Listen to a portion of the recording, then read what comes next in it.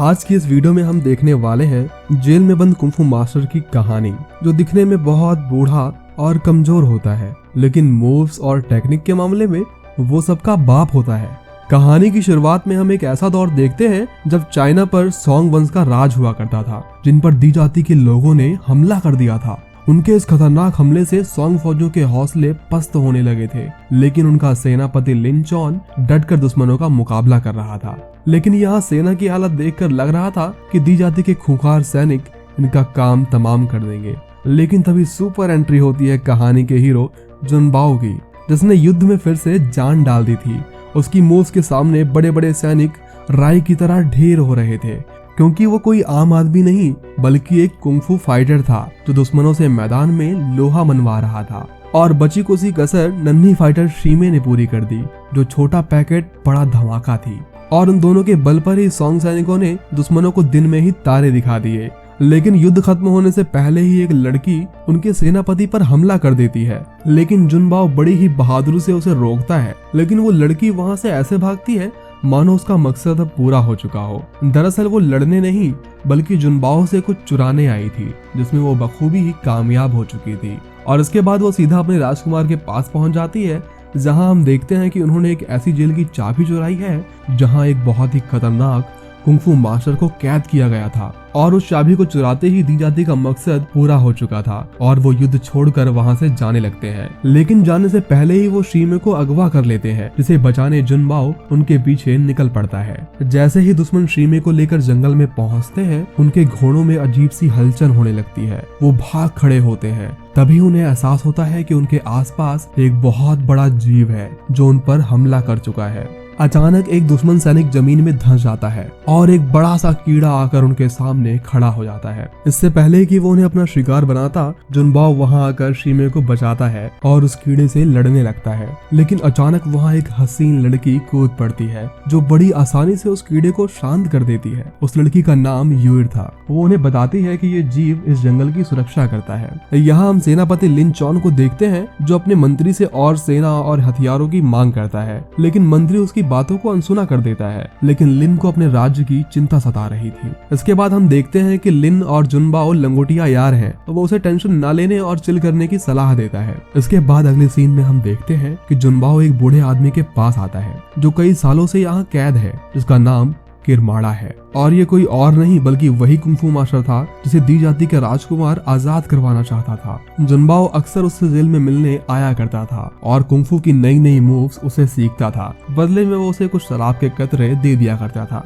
इसके बाद हम देखते हैं कि वोजी दल के मार्शल के लिए जल्द ही मुकाबले होने वाले थे और जुनबाओ ये जानता था कि वो दो अलग कुंफू स्टाइल्स को मिलाकर लड़ेगा तो उसके सामने कोई भी टिकने वाला नहीं है। लेकिन यहाँ मुकाबले में एक योद्धा ऐसा होता है जो एक के बाद एक सभी को हराकर जीत की ओर तेजी से बढ़ रहा था। तभी वहाँ जुनबाओ आता है, जो अपने अनोखे कुंफू स्टाइल से पलक झपकते ही उसे चित्त कर देता है। लेकिन उसके गुरु परंपरा और अनुशासन का हवाला देकर उसे फटकार लगाते हैं, यहाँ तक कि वो उसकी तारीफ करने के बजाय उसे फैसला भी नहीं सुनाते। जुनबाओ उन्हें समझाता है कि मोहब्बत और जंग में सब जायज है, लेकिन वो उसकी एक भी नहीं सुनते और उसे इन मूव्स का प्रयोग ना करने की सलाह देते हैं। इसके कुछ समय बाद जब जुनबाओ शीमे के साथ खेल रहा होता है, तभी उसे एहसास होता है कि किरमाड़ा की जेल की चाबी गायब है और उसके चेहरे का रंग उड़ जाता है। अगले सीन में हम देखते हैं कि जंगल में मिली वो खूबसूरत लड़की कोई और नहीं बल्कि किरमाड़ा की ही बेटी थी, जो अपने पिता की गैर मौजूदगी में अपने लोगों को लीड कर रही थी। वो बहुत गुस्से में होती है क्योंकि उसे खबर मिली थी कि उनके कुछ लोग छुपकर दी जाति का साथ दे रहे हैं। तभी वहाँ दी जाति के राजकुमार द्वारा उसे एक दोस्ती का संदेश आता है, जिसे वो ठुकरा देती है। लेकिन उसके अपने लोग ही दुश्मनों के साथ मिलकर उस पर एक जहरीला हमला कर देते हैं, जिससे जल्द ही उसकी मौत हो सकती थी और वो किसी तरह खुद को बचाकर वहां से भाग निकलती है। अगले दिन जब जुनबाओ हर रोज की तरह वहां घूमने निकलता है, तो उसकी नजर वहां यूर पर पड़ती है, जो अपनी आखिरी सांसें ले रही थी। लेकिन जुनबाओ के पास वोजी दल की कुछ खास दवाइयां थी जो दुनिया के हर जहर को तोड़ सकती थी। और उसने बिना देर किए वो दवा यूर को दी, जिससे जहर का असर धीरे धीरे कम होने लगा। अब यूर की हालत में सुधार आ रहा था, लेकिन इसी बीच दी जाती की सेना मौका पाकर वोजी महल पर हमला कर देती है। लेकिन यहाँ ऐसा कोई भी योद्धा मौजूद नहीं था जो उनका मुकाबला कर सके, और वो बहुत ही आसानी से किरमाड़ा को रिहा कर देते हैं, जो वहाँ बहुत आतंक मचाता है। तभी शीमे बचते बचाते जुनबाओ को हमले की खबर देती है, लेकिन जब तक वो वहाँ पहुँचता बहुत देर हो चुकी थी। वहाँ लाशों का ढेर था। उसकी नजर अपने गुरु पर पड़ती है, जो बहुत ही बुरी तरह जख्मी हो चुके थे, और अपने आखिरी पल में वो जुनबाओ को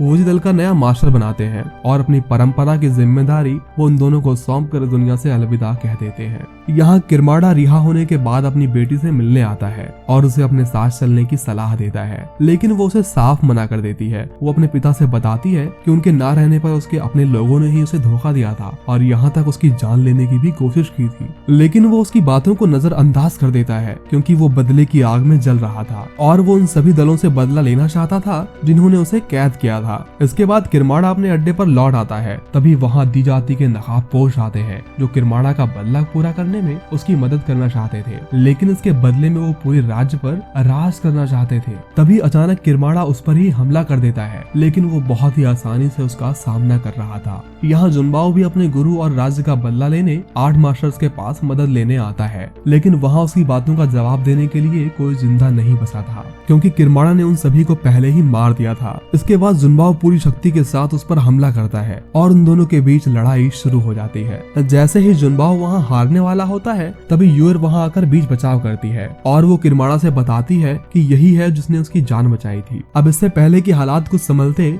वहाँ नकाबपोश आदमी उन पर हमला कर देता है। किरमाड़ा बहुत ही बहादुरी से उसका सामना करता है, लेकिन उसकी सारी मूव्स का तोड़ उस नकाबपोश के पास था। वो बहुत ही पावरफुल था। जुनबाओ भी उस पर हमला करता है, लेकिन वो भी उसे हरा नहीं पाता, लेकिन वो उसका नकाब हटाने में कामयाब हो जाता है। तभी कहानी में आता है एक बहुत बड़ा ट्विस्ट, क्योंकि वो नकाबपोश कोई और नहीं बल्कि वोजी दल का सेनापति और जुनबाओ का यार लिन चॉन ही था, जो पावर के नशे में अंधा हो चुका था। वो जुनबाओ को भी अपने साथ मिलने का मौका देता है, लेकिन ये सुनकर शीमे को उस पर बहुत तेज गुस्सा आता है और वो भी उस पर हमला कर देती है, लेकिन लिन बड़ी ही आसानी से उसे हरा देता है और उस पर जहरीला हमला कर देता है।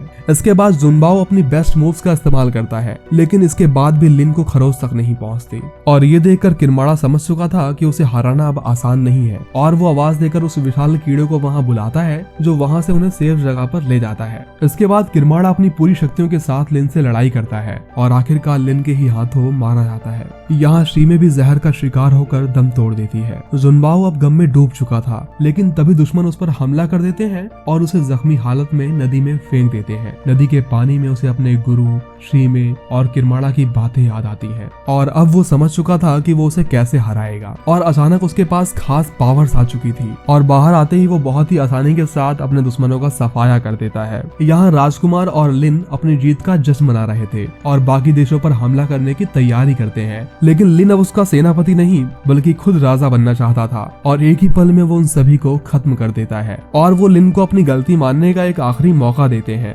लेकिन वो उनकी एक नहीं सुनता। लेकिन इस बार जुनबाओ के पास खास पावर्स थी, और उनकी लड़ाई के बीच वो जानवर भी वहाँ पहुँच जाता है। लिन को लगता है कि जुनबाओ अब बहुत ही पावरफुल हो चुका है और उसे हरा पाना उसके बस की नहीं है, और उसका सामना करने के लिए उसे भी खास पावर्स लेनी होंगी। इसलिए वो उस जानवर का दिल निकाल कर खा लेता है, लेकिन उसे कोई खास पावर्स नहीं मिलती और जुनबाओ उसे बहुत ही बुरी तरह हरा कर मार देता है। मूवी के आखिर में जुनबाओ और यूर अपने अपने रास्ते निकल पड़ते हैं। यूर अपने जंगलों की ओर निकल पड़ती है और जुनबाओ अपने वोजी दल की परंपराओं को आगे बढ़ाने पहाड़ों पर निकल पड़ता है। इसी के साथ आज की कहानी यही खत्म होती है। जल्द मिलते हैं एक नई वीडियो में एक नई कहानी के साथ।